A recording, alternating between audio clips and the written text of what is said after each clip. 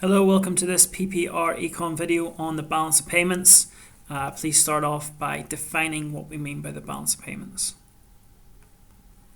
So hopefully you've got that the balance of payments is a record of all financial transactions made between one country and its trading partners. There are three accounts within the balance of payments, that you need to know. So can you write them down, please?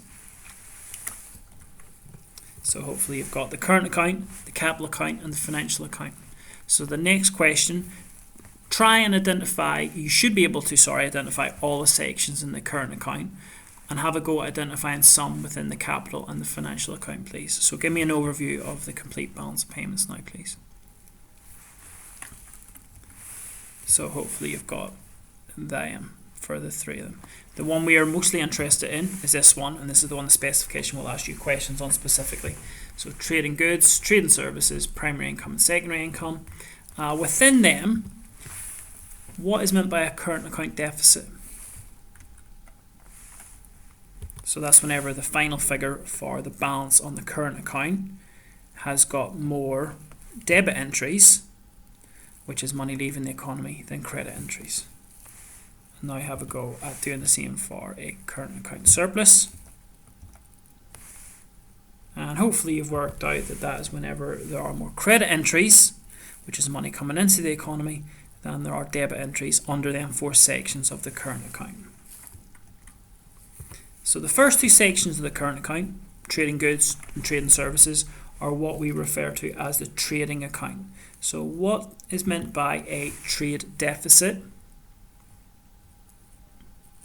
So specifically, that is whenever the value of imports is greater than the value of exports. A trade surplus, hopefully you can remember, is whenever the value of exports is greater than the value of imports. And see if you can now identify any causes of a current account deficit. So there's a list for you to go through and check. Some of the main ones are having high rates of economic growth, which leads to a marginal propensity to import, meaning we import more as our incomes rise. Also a recession in one or more of our trading partners, so as their incomes fall, they will import less from us, which is our exports, which causes a deficit, and also having a strong currency as well. So don't forget about spicy, which means strong pound, imports cheaper, exports expensive, which obviously will contribute towards deficit. Now if you can identify a few problems with having a trade deficit.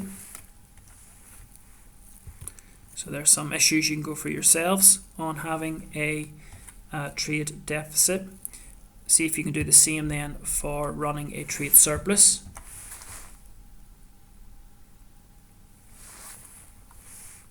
So there's some issues with running a trade surplus.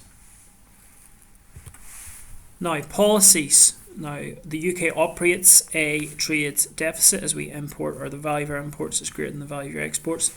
What are the two main strategies, groups of policies the government can use to reduce a trade deficit? So we've got expenditure switching policies and expenditure reducing policies. Now, if you didn't get that right, see if you can think about what kind of policies would fall under each category now then, please. So under switching policies, trying to turn away from imports to either domestically produced products or exporting more, you've got depreciation of the currency, you've got import tariffs or other forms of protectionism, maybe an export subsidy, and lower rates of inflation, trying to incentivize deflation so that exports are more competitive. And then expenditure reducing policies is a bit more extreme, but in trying to reduce people's incomes, it means they will spend less on on imports, so maybe higher rates of income taxes and maybe making cuts to government spending, which will reduce incomes within the economy. Now there is an alternative policy, which is just leaving the economy alone, because if you've got a floating exchange rate system, that can actually self-correct and sort out a small balance of payments deficit. However, there is an issue with trying to do that. See if you can remember the two reasons why there might be issues with trying to self-correct a balance of payments deficit. Just before I go on to that, just explaining why the deficit might be self-correcting. If we are importing more than we're exporting, that means that because our exports are quite low, there's no demand for our currency. So what that means then is the demand for our currency decreases. That actually, you think of the acronym WEDEC, so it means weaker pound. Imports become more expensive, so we start importing less, and exports will become cheaper with the fall in the currency, so we export more. So hopefully then that will help self-correct the balance of payments. But the issues with that are that the improvements will not be materialised straight away because of the J curve, because of contracts that businesses have to foresee. So yes, if the currency does depreciate, imports should become more expensive, and the idea is we should stop them. But in the J curve, we actually have to see out contracts, so we might have to spend a few more months importing the same quantity of products from other countries, and that makes them more expensive before we can maybe adjust and see improvements in the trade balance. Another one is the Marshall-Lerner condition, which is basically to do with elasticities. So we should have a elastic sum of both PEDs for imports and exports to see a change in the trade balance. If the sum of both our elasticities for imports and exports is less than 1, unfortunately a depreciation will not cause a change in the balance of payment situation. Okay, so that's everything there to do with the balance payments that we've studied. If you didn't get all them right, have another go at the questions, please. Thank you.